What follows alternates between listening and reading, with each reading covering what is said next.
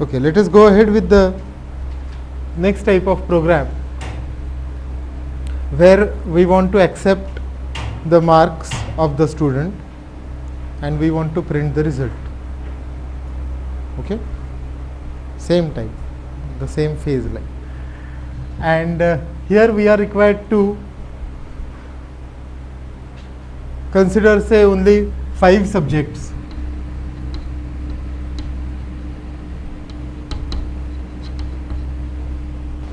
Each one out of 100.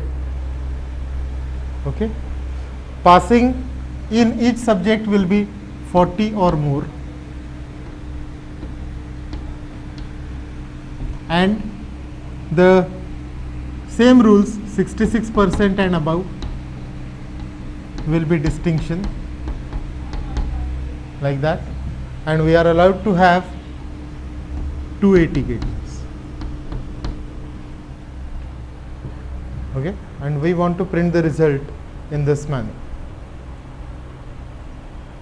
Fine. Any doubt in the problem statement itself? Should not be. Okay. So how do we start? We have already said that the program has to be divided into 3 parts. One is input, other is processing, and third is output. What will be input? The useful input, marks of 5 subjects. Output could be 3 parts. One is the total marks, second it could be percentage, and third it will be the class. So 3 outputs are expected. The rest of the data which we may not be inputting at this stage, like the name of the student, exam number, etc., that particular data is not to be processed. You will be simply accepting the name and printing it. You will be accepting the exam number and printing it. There won't be any processing as such, right? Probably exam number will require some processing, because exam number itself is totally informative about the college, because that exam number itself will contain the college code. Your numbers were F2 something something, like 36 is for SKN, it was 25 that was for SSPMS girls, yours is, Cummins is 22 20 01, yeah, COEP nahi kya. So probably exam number is to be processed afterwards when we want to separate out the college code out of it and accordingly print the college name also.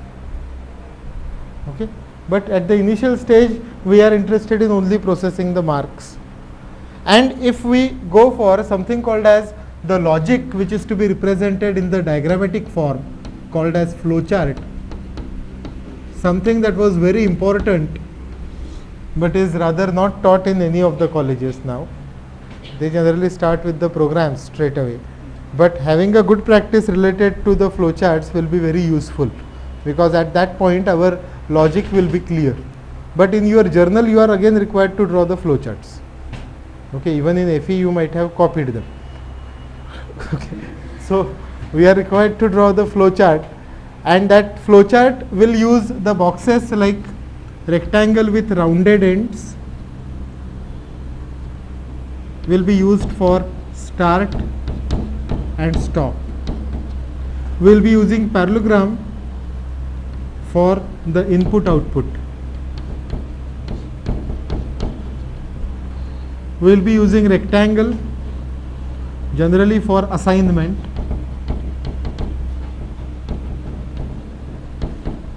and we will be using rhombus for the decision.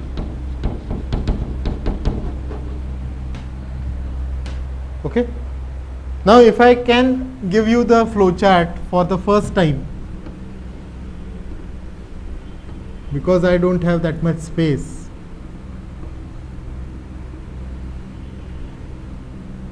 I will simply draw the flowchart in the empty form. and you are required to tell me what exactly I could be doing in that. Just the logical one. So we may not be having any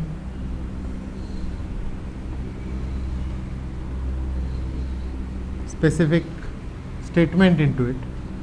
Some condition to be true, some condition to be false. Then some box, then some decision once again, and here again some box, some decision, and two outlets, true, false. Here also